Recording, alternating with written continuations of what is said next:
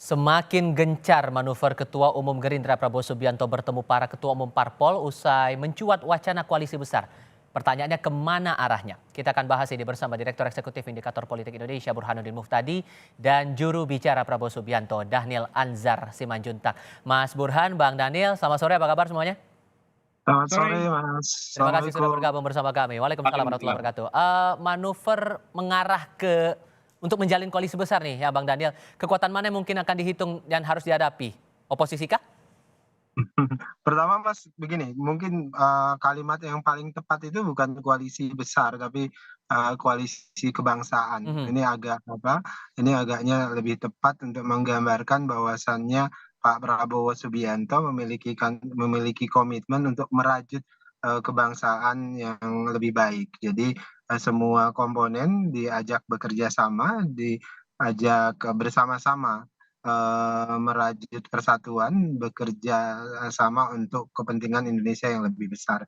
Jadi Pak Prabowo sejak awal sangat terbuka dengan seluruh komponen bangsa dan siap bekerja sama dengan siapapun. Nah, siapa yang nanti akan menjadi rival dalam kontestasi Pilpres 2024 tidak ada masalah.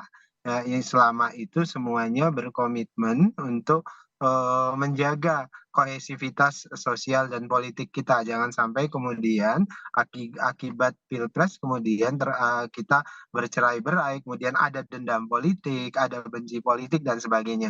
Nah, itu yang tidak diinginkan Pak Prabowo kembali terjadi. Jadi Pak Prabowo ingin berkomunikasi dengan semua komponen, dengan semua partai, terbuka dengan semua partai, dengan semua tokoh. Nah, kalau kemudian kita harus bersama dalam bentuk koalisi, sekarang sudah berkoalisi dengan PKB misalnya, dan kita akan terus mengajak semua komponen lagi yang lebih lebih banyak.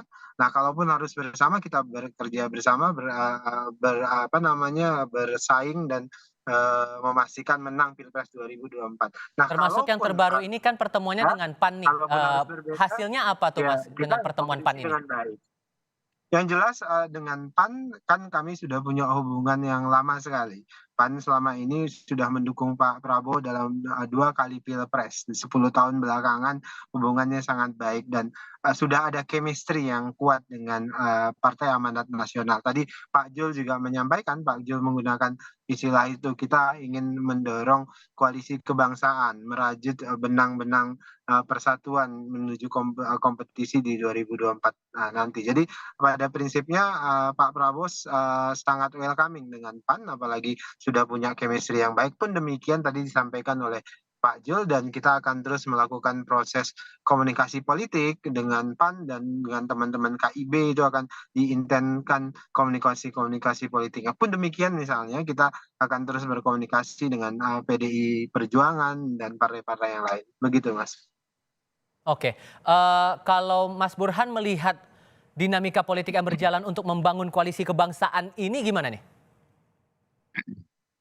Ya memang koalisi kebangsaan yang disebut oleh Bung Dhanil tadi, itu sangat ditentukan oleh dinamika di internal partai pendukung pemerintahan Pak Jokowi.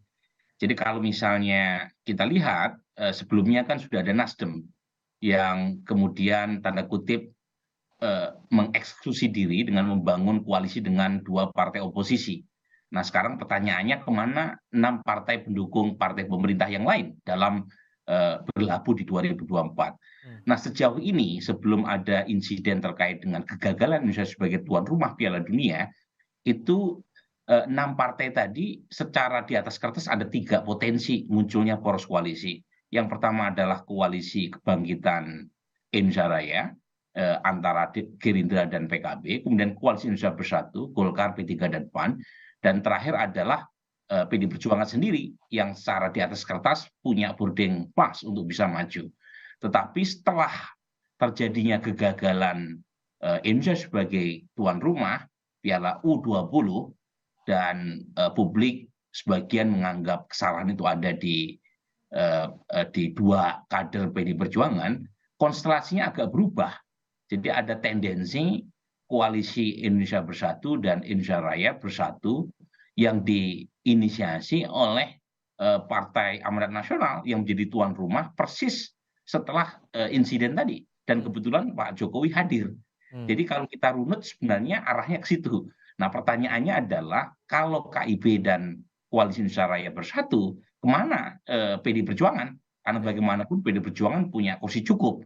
Hmm. Nah, kalau menurut saya muncul tidaknya koalisi kebangsaan, kalau dilihat dari sisi size adalah koalisi besar tadi, itu sangat ditentukan oleh Anies Baswedan sebagai capres dari koalisi perubahan. Jadi kalau misalnya Anies trennya masih melemah seperti sekarang, kemungkinan ya PD Perjuangan maju dengan skenario-nya sendiri, koalisi kebangsaan maju juga dengan skenario-nya sendiri. Oke, Nah, tapi kalau kemudian kita rujuk lagi dari pernyataan Zulkifli Hasan, dia bilang bahwa koalisi ini diorkestrasi oleh Presiden Jokowi. Berarti arahnya kemana nih? makanya kalau kita lihat kan sebenarnya bukan hanya Pak Zulkifli Hasan yang mengatakan demikian ya. Hmm. Pak Prabowo pun dalam acara di Rumah PAN mengatakan kita sekarang timnya Pak Jokowi kan gitu. Jadi sepertinya koalisi kebangsaan itu kira-kira ingin merujuk pada Pak Jokowi sebagai patronnya ya. Nah, di situ ada apa yang saya sebut sebagai persaingan antar kingmaker. Jadi 2024 ini bukan hanya persaingan antar capres, tapi juga ada persaingan antar kingmaker. Kingmaker yang pertama koalisi perubahan, yaitu Pak Surya Paloh. Kemudian kingmaker berikutnya Pak Jokowi yang coba ingin menduetkan, menggabungkan koalisi Indonesia Raya dengan koalisi Indonesia Bersatu. Dan kingmaker yang ketiga, Ibu Mega. Gitu. Nah, kalau misalnya kingmaker ini maju dengan skenario-nya masing-masing, kemungkinan kita punya 3 calon. Satu adalah Anies Baswedan, 2 adalah Pak Prabowo Subianto, dan terakhir adalah Ganjar. Oke. Tapi kalau ada kesepahaman antara Pak Jokowi dengan Ibu Mega plus Pak Prabowo, kemungkinan yang terjadi Ganjar dan Pak Prabowo itu tidak terjadi duel.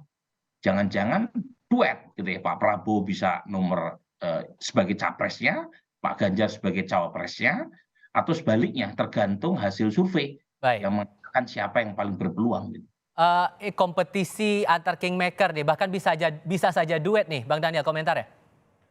Ya, yang jelas prosesnya sangat panjang, masih komunikasi politik terus dilakukan, termasuk Pak Prabowo Subianto dan Partai Gerindra melakukan komunikasi dengan semua pihak. Apalagi selama ini misalnya kalau dalam konteksnya PDI Perjuangan misalnya kami punya sejarah panjang bekerja sama dengan PDIP, juga Pak Prabowo punya hubungan baik itu secara kenegaraan dan pribadi dengan Ibu Megawati, jadi semuanya tentu bisa dikomunikasikan dengan baik nanti. Yang jelas kalau kita lihat dari track record kepartaian, tentu Partai Gerindra, Pak Prabowo adalah sosok yang selama ini terbiasa dan bisa bekerja sama dengan siapapun. Dan itu menjadi modalitas Pak Prabowo untuk menjadi calon presiden dan menjadi presiden kelak di 2024. Kenapa? Karena bangsa ini terlalu besar, tidak bisa dibangun nafsi-nafsi, tidak bisa dibangun sendiri-sendiri, harus melibatkan banyak pihak, harus mampu merangkai komunikasi dengan semua pihak yang memiliki perbedaan atau cara pandang berbeda dan latar belakang berbeda. Jadi Pak Prabowo insya Allah bisa merajut komunikasi dengan siapapun dan tentu hasilnya yang terbaik untuk Indonesia. Nah, hitung-hitungannya sejauh ini menurut Anda, Mas Burhan, gimana tuh? Kalau sekarang sih masih potensial terbentuk 3 poros. Karena kalau kita lihat dari dinamika di tingkat elit maupun di tingkat massa, potensi munculnya 3 poros masih terbuka, terutama karena posisi capres-cawapres ini menjadi semacam signature ya, yang menentukan hidup matinya sebuah koalisi, sementara kursi capres dan cawapres terbatas, maka sangat mungkin gitu ya, 3 poros tadi terbentuk. Tetapi kalau misalnya perkembangan belakangan sampai menjelang pendaftaran menunjukkan naiknya momentum salah satu capres, karena kan terakhir ini terutama setelah insiden gagalnya Indonesia sebagai tuan rumah, itu kan ada sebagian pihak yang menyalahkan Pak Ganjar. Nah, kalau misalnya proses tersebut memiliki dampak elektoral yang keras terhadap Ganjar Pranowo dan daya tawar atau posisi tawar elektoralnya menurun akibat dianggap sebagai pihak yang bertanggung jawab atas kegagalan tersebut, itu tentu punya efek yang menguntungkan, terutama buat Pak Prabowo. Meskipun mungkin Pak Prabowo tidak secara langsung ya Baik. berharap itu, tetapi setidaknya itu punya efek elektoral yang menguntungkan Pak Prabowo. Nah, Baik. kalau misalnya itu yang terjadi, sangat mungkin terjadi pengerucutan. Tapi per hari ini itu ada 3 poros. Karena bagaimanapun Ibu Mega dalam acara hari ulang tahun PDI Perjuangan ke-50 sudah mengatakan capres adalah kader PDI Perjuangan. Oke. Nah, kecuali Ibu Mega merevisi pernyataan tersebut. Karena bagaimanapun Pak Prabowo bukan kader PDI Perjuangan. Tapi lagi-lagi perkembangan sangat dinamis. Kita harus lebih sabar untuk menunggu ya. Oke. Jangan buru-buru meletakkan kesimpulan di awal. Yang jelas ini kan proses komunikasi masih terus berjalan juga ya, Bang Daniel. Hasil dari Ya, proses betul. komunikasi ini apakah kemudian diteruskan juga ke Pak Jokowi?